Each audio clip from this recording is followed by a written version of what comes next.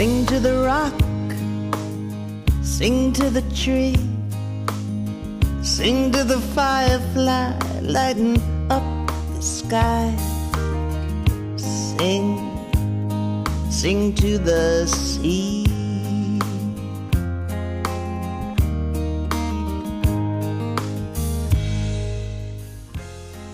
Hello, my name is Dorothy Cresswell, and this is The Song, a show featuring singer-songwriters and their original songs.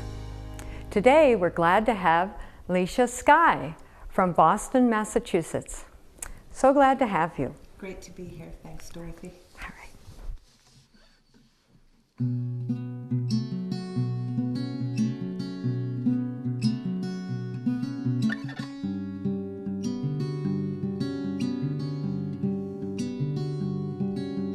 Busy on the plane, reading papers and notes.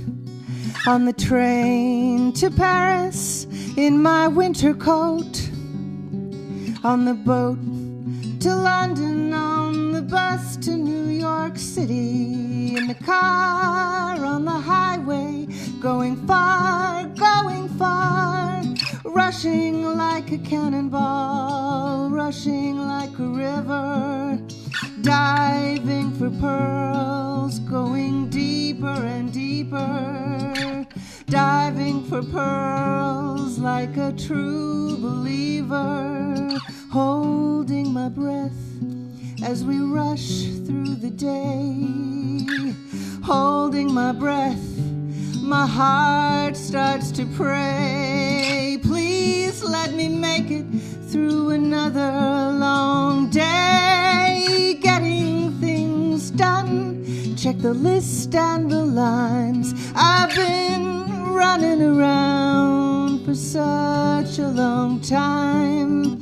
day after day after day after day, diving for pearls, going deeper and deeper, diving for pearls like a true believer. One of these days I'll get to stay home again, home again, coming up for air, coming up for air, coming up for time, clearing the worries from my mind, coming up for air, coming up for air, just one more time, clear the worries from my mind.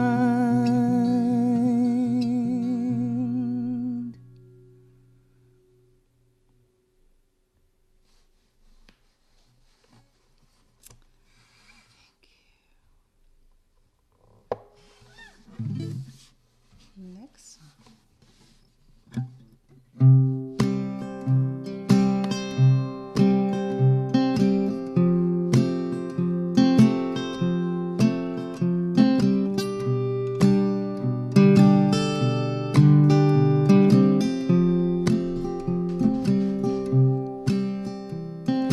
I've been looking at real estate out west, Grand Teton Way, for a small patch of tranquility in a small town, quiet place.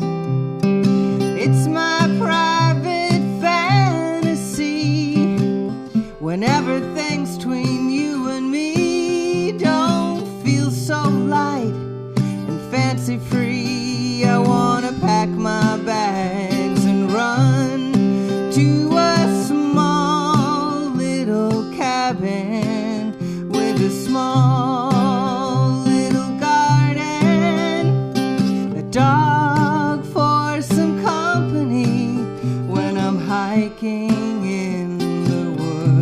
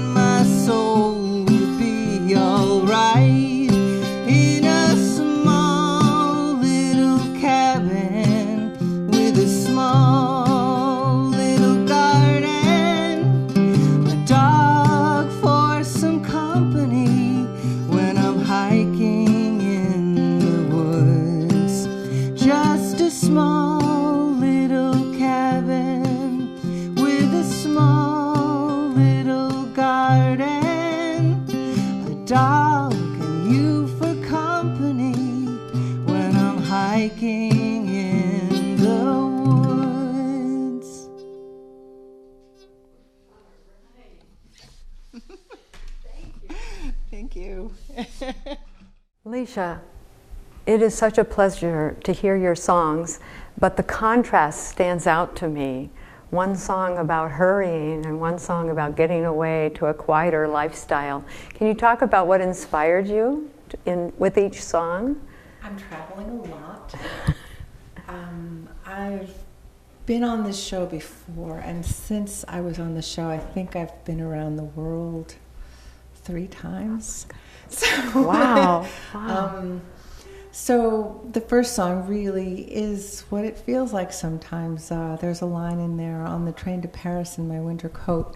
You know, usually the romantic time of year to go to Paris is in the spring when it's lovely. And I'm very privileged to travel, very, very privileged to see the world, but not always in the romantic postcard way that people imagine.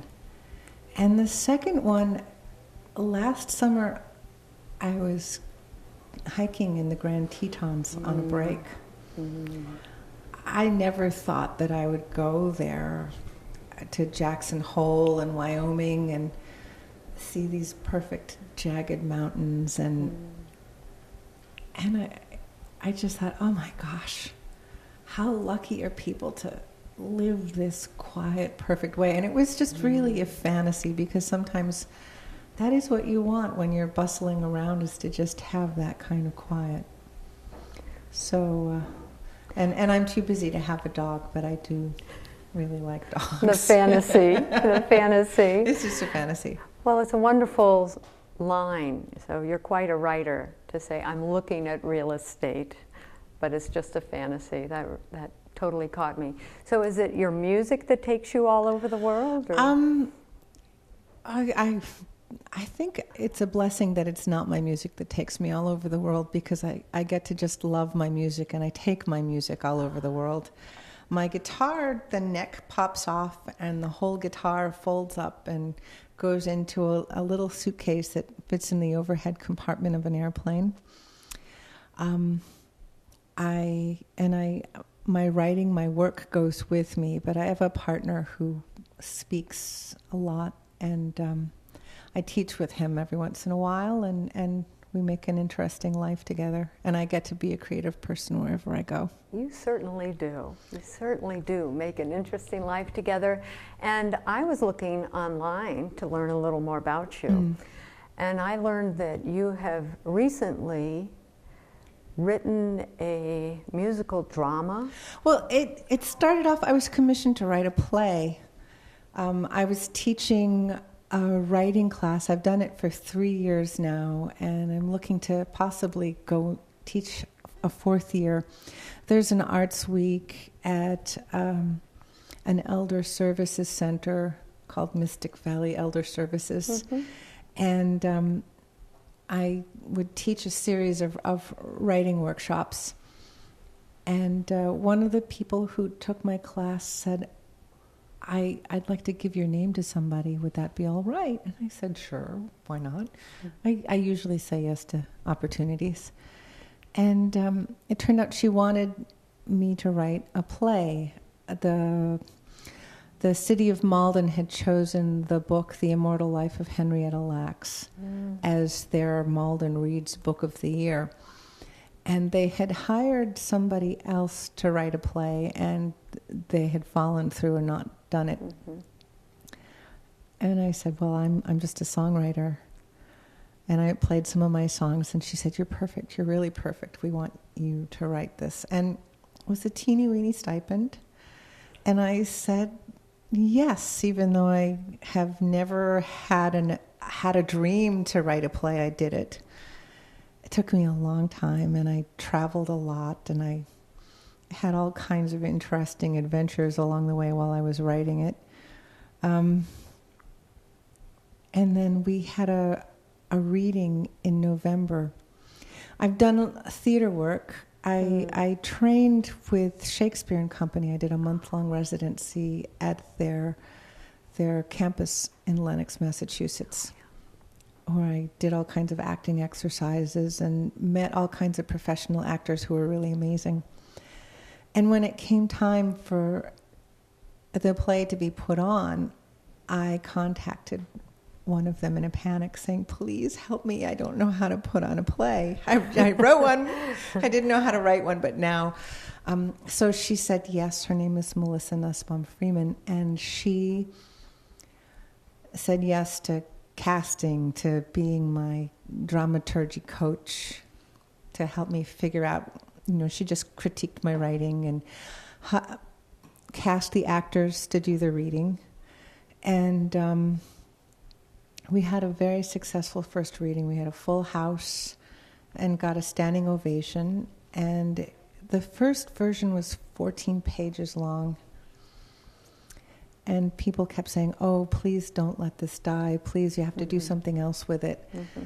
So I was asked to put on a performance at the International Trauma Conference in Boston this year. And even though that's a huge leap and a very fancy venue, I said yes.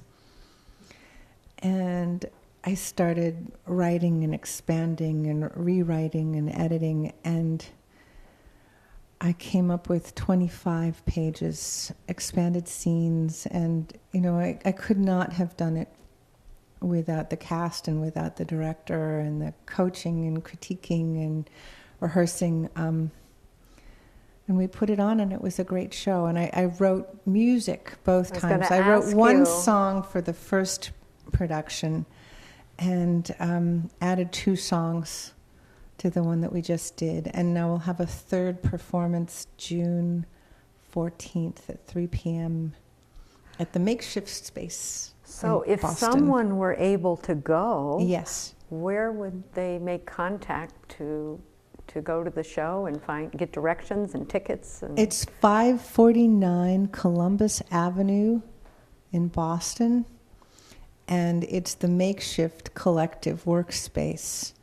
I'm a member there, and it's just this big, open, funky, interesting space where there are a lot of very interesting community activists using the space as their office. And theater comes through there every once in a while, and I'm very lucky to be part of that space.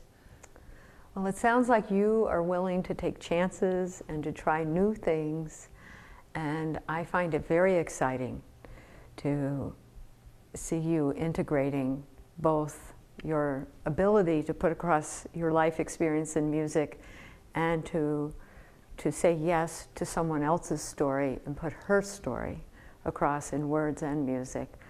So I'm so grateful to have this chance to know you and know your work. Thank you. Thank you so much. So, is there an online way that people could get your music? You have 2 CDs? I have 2 CDs right now, and I have a third one that I'm halfway through production with. And if I could settle in one place for long enough, I'll probably finish it, hopefully this summer. So if we wanted to get your CDs, you have to Google me. CD Baby is the best place to get my CDs. But if you Google my name, Licia Sky, you'll find lots of information about me. But CD Baby is the best place to buy my CDs. To get the music. Mm-hmm. Wonderful. Well, let's hear some more. Okay, I thought I would put in one of the songs from the play. And to put a little context around it, it's not just about Henrietta Lacks. It's really about the history of Western medicine in this country and research and how the poor and indigent and enslaved have been used for medical research for a very long time. And this song is about white researchers' theories on black pain. Yeah, because so I guess that's enough. I wrote this for the slave Anarcha, who had 30 surgeries, gynecological surgeries, with no anesthesia. So, well, yeah. Thank you for giving us the context. And we're prepared now. You're prepared for a little bit. This is They Don't Feel It Like We Do.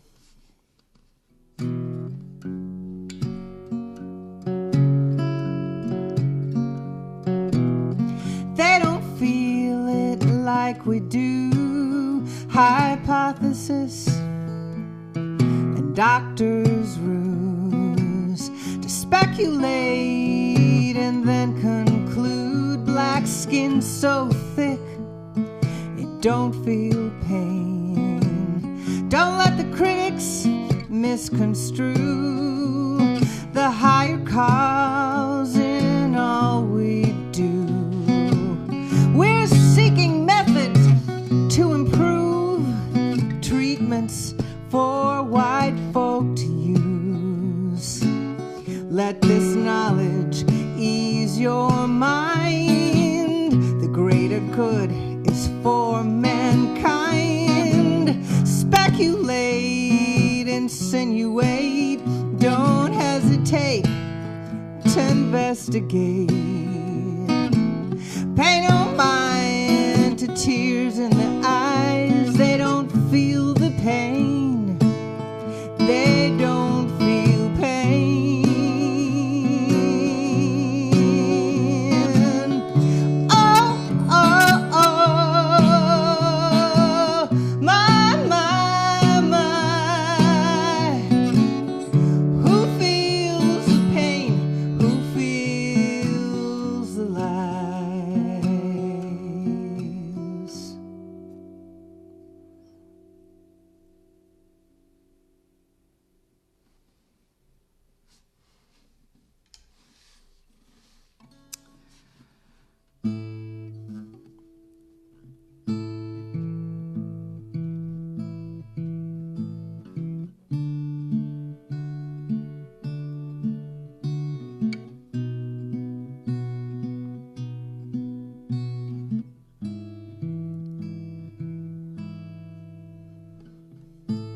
We're in the museum, standing 3 feet away from the delicate mobile that isn't moving.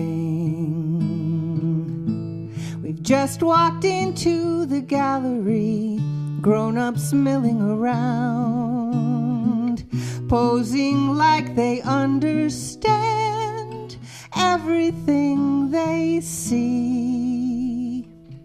Your hands are in your pockets and you're staring intently at the wires and the colors in the stillness of the air.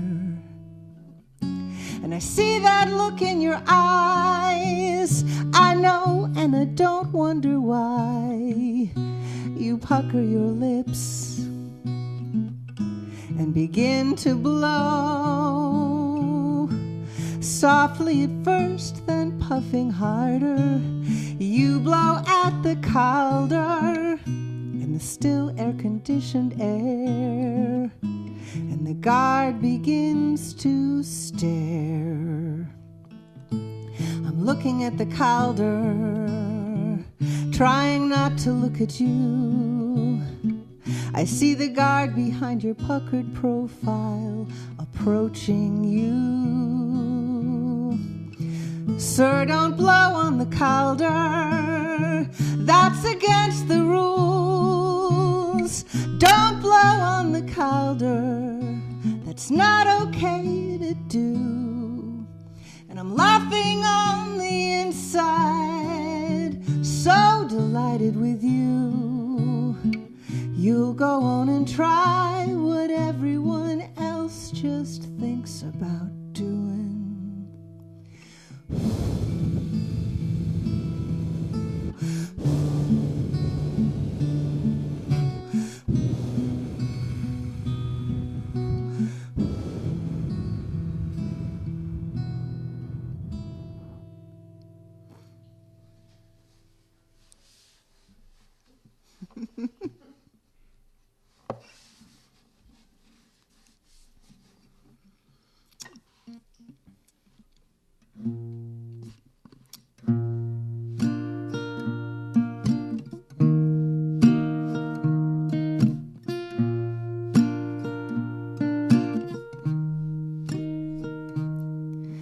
Peek out of the covers well past the crack of dawn.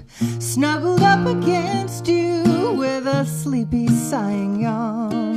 The Apollons play Mozart and meditation gongs. My mind wanders to coffee, I like it sweet and strong. I love to wake up next to you. I love the sleepy things you say and do. Those kitten eyes that barely open, first dreamy words more mumbled than spoken. Weekdays I get up first just to watch you snooze, but on our weekend mornings you repay your coffee dues. I lie in bed await and scan my Kindle for the news. I love to watch you bring me coffee wearing just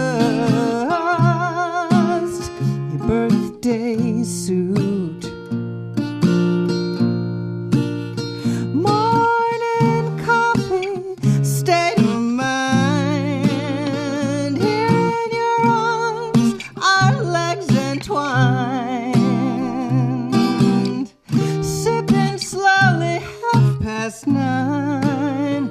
We're still in bed with the New York Times.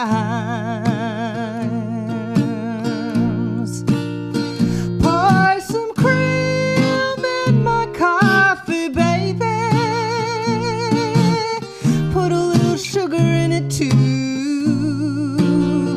Pour some cream in my coffee, baby. I'm gonna sip it right here next to you. I love to wake up next to you. I love the sleepy things you say and do. Those kitten eyes that barely open, first dreamy words more mumbled than spoken.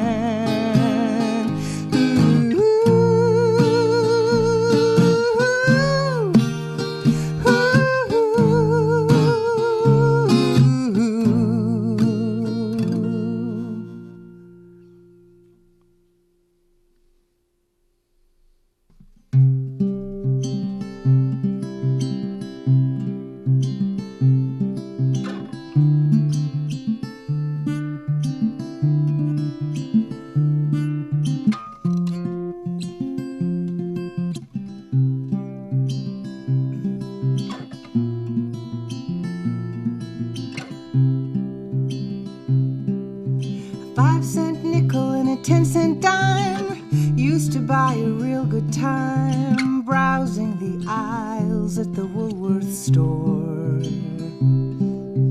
Rick-rack piping, spools of colored twine, cards of buttons, how they shine. I'm gonna make me something fine from the Woolworth store. Daydreaming afternoons, poring over patterns in the sewing catalogs. Daydreaming afternoons, I think I'll make a dress of purple calico. Beefsteak, tomatoes, sugar snap peas, marigold zinnias, grow what you please. Buy the seeds at the Woolworth store. A 2-prong weederwork, gloves hand trowel, bandana to wipe the sweat from your brow, rubber gummy boots from the Woolworth store. Daydreaming afternoons, thinking about how my spring garden will grow. Daydreaming afternoons, sunshine and summer in a paper packet to sew. The picture's fading in my mind's eye. letters on the Main Street sign. Above the windows of the Five and Dime, the long gone Woolworth store.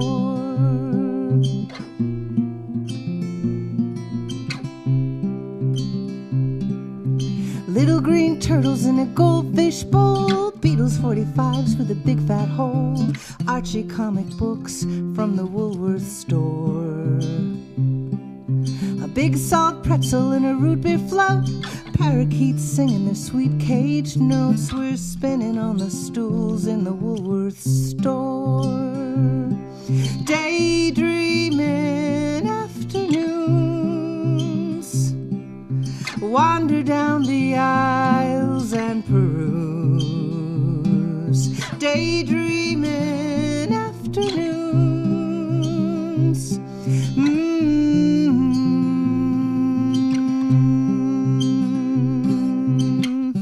The picture's fading in my mind's eye. The big gold letters on the Main Street sign. Above the windows of the Five and Dime, the long gone